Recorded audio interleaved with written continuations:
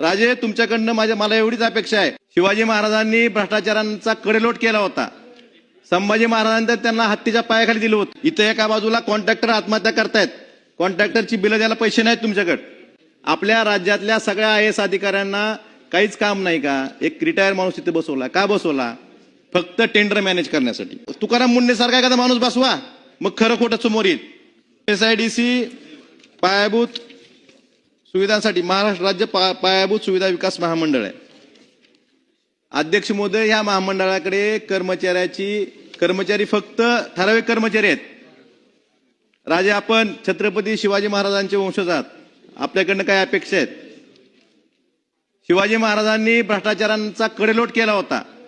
संभाजी महाराजांनी त्यांना हत्तीच्या पायाखाली दिलं होतं. अध्यक्ष महोदय, यामध्ये व्यवस्थापकीय संचालक दीक्षित नावाचे आहेत. आपल्या राज्यातल्या सगळ्या आयएएस अधिकाऱ्यांना काहीच काम नाही का? एक रिटायर माणूस तिथे बसवला. का बसवला? फक्त टेंडर मॅनेज करण्यासाठी. या एमएसआयडीसी तत्व काय? आपल्याकडे एक तत्व असतं, प्रथम येणारच प्रथम प्राधान्य. तर एमएसआयडीसी तत्व काय राजे? जास्त टक्केवारी देणारच प्राधान्य. मी परत रिपीट करतो, जास्त टक्केवारी देणारच प्राधान्य.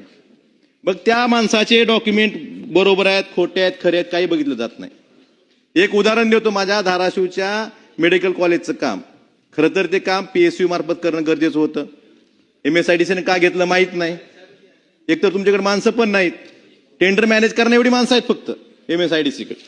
तर त्याबाबत त्या कॉन्ट्रॅक्टरनं बोगस कागदपत्राद्वारे तो क्वालिफाय केला गेला.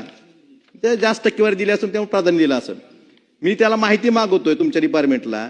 ती माहिती सुद्धा खोटी दिली जाते. तुमच्या अधिकाऱ्यांकडनं त्या ठिकाणी माहिती सुद्धा खोटी दिली जाते. आता एकतर तुमचं काम नसताना जवळपास 1 लाख कोटीची काम आहे ती. आणि तुम्ही काय करता? डीपीआर बनवण्याला खाजगी माणसं, सुपरविजनला अथॉरिटी इंजिनियर.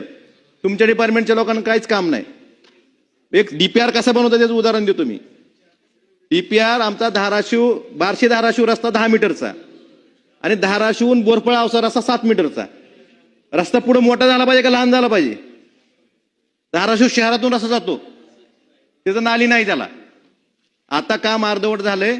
पाऊस पडला तर सगळ्या दुकानामध्ये घरामध्ये पाणी जाईल. असे डीपीआर बनवणार लोक. आणि सगळ्यात महत्वाची आठ राजे, तुमच्या इथं एका बाजूला कॉन्ट्रॅक्टर आत्महत्या करतायत. कॉन्ट्रॅक्टरची बिलं द्यायला पैसे नाहीत तुमच्याकडे सरकारकडे.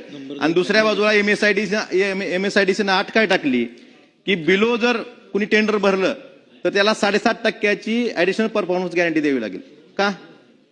मला राजे तुमच्याकडनं उत्तर अपेक्षित आहे की एमएसआयडीसीनं जेवढे टेंडर केले त्यातलं एक टेंडर बिलोचं दाखवा. एक टेंडर. गडकरी साहेब आपल्या देशाचे नेते आहेत, आपले महाराष्ट्राचे सुपुत्र आहेत. त्यांच्या खात्याचे रस्त्याची कामं 30% 40% बिल होत असताना एमएसआयडीसीचं एक काम दाखवायचं. एक काम तुम्ही सांगा हे काम बिलोचं आहे. सगळी कामं अभावची. एका बाजूला राज्य आर्थिक अडचणीत असताना, कंत्राटदाराची बिलं द्यायला पैसे नसताना एमएसआयडीसी मध्ये अभाव कामं का? आणि बिलो भरणाऱ्याला तुम्ही 7.5% परफॉर्मन्स गॅरंटी मागता. मग कोण बिलो कसं भरेल? आणि अध्यक्ष महोदय, माझी विनंती आहे की एमएसआयडीसीनं मागच्या 3-4 वर्षात जी टेंडर केलेत हे जे डॉक्युमेंट तपासण्यासाठी एक तुम्ही समिती नेमात त्रयस्थ. हे डॉक्युमेंट खरंच योग्य कंत्राटदार आहेत का? हे कंत्राटदार अपात्र असताना त्यांना पात्र केलं जातं फक्त टक्केवारी जास्त देतात म्हणून. आणि रिटायर माणसं बसू नका ना. तुकाराम मुंडे सारखा एखादा माणूस बसवा, मग खरं खोटं समोर येईल. राजे, तुमच्याकडनं मला एवढीच अपेक्षा आहे. मी मागाही म्हणलं, आपण छत्रपती शिवाजी महाराजांचे वंशज आहेत. त्यांनी कडेलोट केला होता भ्रष्टाचारांचा, चुकीचं काम करणाऱ्याचा. आता लोकशाहीत करता येते का ना माहित नाही, पण याच्यावर कारवाई करा. आणि राज्य सरकारच्या पैशाचा जे अपव्यय करतात लोक, यांच्यावर कारवाई करून आपण जे अडचणीत आणतो भ्रष्टाचार. आपण एका बाजूला खाऊंगा ना खाणे दुंगा म्हणायचं आणि हे असं सरसकट भ्रष्टाचार करत असतील अशा लोकांवर कारवाई करण्याचं धाडस आपण दाखवावं, एवढीच विनंती करतो.